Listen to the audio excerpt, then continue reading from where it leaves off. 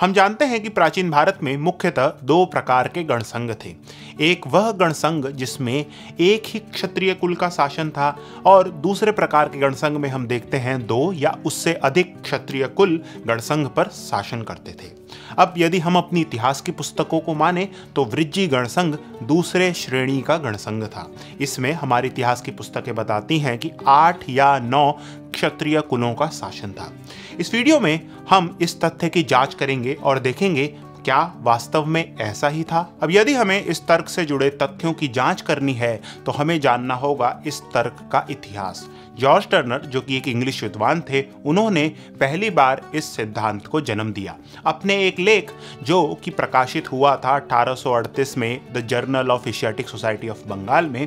उसमें George Turner ने ही पहली बार हमको यह बताया कि वृज्जी गणसंघ पर शासन करने वाले कुलों की संख्या 8 थी। आगे चलकर हम देखते हैं कि यह सिद्धांत का समर्थन करते हैं अलेक्जेंडर कनिंघम। अपनी पुस्तक the ancient geography of India में वह कहते हैं कि बुद्ध के काल में वृज्जी भिन्न भिन्न कुलों में बटे हुए थे, जैसे कि लिच्छवी, वैदेही, त्रिभुक्ति और अन्य जिनके नाम हमें ज्ञात नहीं हैं, परंतु सबको मिलाकर कुल कबीलों की संख्या 8 थी। तो जैसा कि हमने देखा, यह दो विद्वान थे, जॉर्ज टर्नर और अलेक्जेंडर कनिंघम, जिन्होंने हमें यह बताया कि वृज्जी गणसंघ पर शासन करने वाले क्षत्रिय कुलों की संख्या 8 थी। अब एक प्रश्न उठता है कि इस तर्क के पीछे आधार क्या है, या अलेक्जेंडर कनिंघम और जॉर्ज टर्नर ने किन किन स्रोतों का प्रयोग करा है इस तर्क पर पहुंचने के लिए। तो इस प्रश्न का उत्तर है सुमंगल विलासिनी।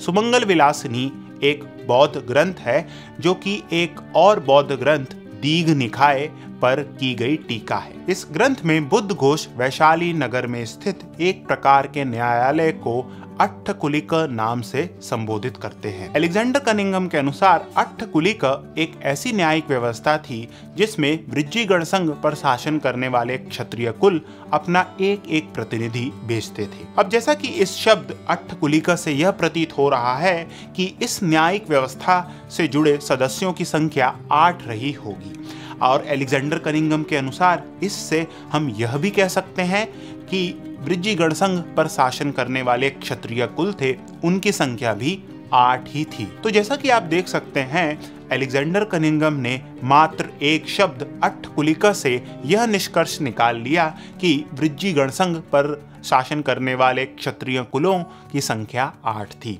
आगे चलकर इतिहास की पुस्तकों ने भी इस तर्क का समर्थन करा, लेकिन कुछ इतिहासकार थे जिनका मत इस तर्क से भिन्न था।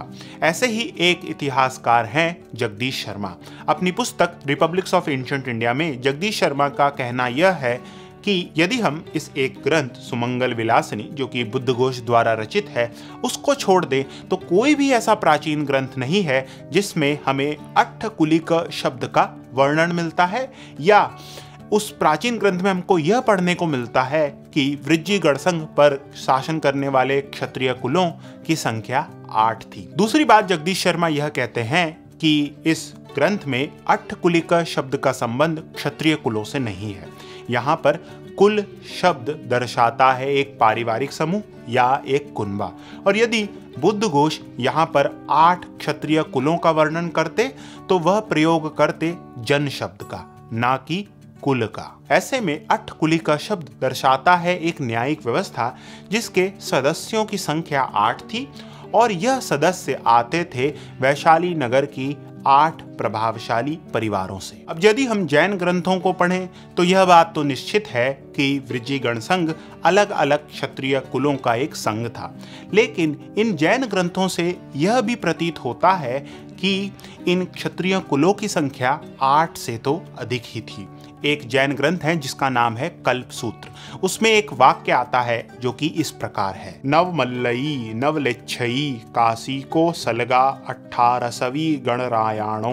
अब इस वाक्य से यह कह पाना तो कठिन है कि लिच्छवी शब्द का प्रयोग यहाँ पे मात्र लिच्छवी संघ के लिए किया गया है या संपूर्ण वृज्जी गणसंघ के लिए, लेकिन एक बात तो निश्चित है कि कुलों की संख्या यहाँ पर 8 नहीं 9 है। तो जैसा कि आप देख सकते हैं, इन दो स्रोतों से हम यह तो कह सकते हैं कि वृज्जीगण संघ पर शासन करने वाले क्षत्रिय कुलों की संख्या 8 या 9 नहीं थी। फिर प्रश्न उठता है कि जो क्षत्रिय कुल थे उनकी संख्या क्या थी। मेरे अनुसार यह सटीक संख्या अभी बताना तो कठिन होगा। स्रोतों के अभाव से हमारे पास इतनी जानकारी नहीं है कि हम सटीक संख्या क्षत्रिय कुलों की अभी बता सके। जगदीश शर्मा की माने तो वृज्जीगण संघ पर शासन करने वाले कुलों की संख्या कभी भी निश्चित नहीं थी। यह संख्या उस समय की राजनीतिक परिस्थिति को देखकर घटती या बढ़ती रहती थी। तो सटीक संख्या बताना तो कठिन है, लेकिन कुछ संघ ऐसे थे जिनकी भूमिका वृज्जीगण संघ में बहुत ही अहम थी। एक ऐसा ही संघ था लिच्छवी संघ, जिसकी राजधानी थी वैशाली। वैशाली नगर वृज्जीगण संघ की भी राजधानी थी। एक और संघ है जिसका नाम है विदेह। यदि हम कुछ इतिहासकारों की माने तो वह विदेह को भी वृज्जीगण संघ का एक अंश बताते हैं। लेकिन एक बौद्ध ग्रंथ है जिसका नाम है दीपवंश। दीपवंश की माने तो विदेह कभी भी वृज्जीगण संघ का भाग नहीं रहा। एक और संघ है लिच्छवी और विदेह से अतिरिक्त जिसका नाम है नाय। नाय इसलिए हमारे लिए महत्वपूर्ण है क्योंकि यह संघ था भगवान महावीर का, जो कि जैन धर्म के 24वें तीर्थंकर थे। और कुछ इतिहासकारों की माने तो कुशीनारा और पावा के मल्ल भी वृज्जीगण संघ का एक भाग थे।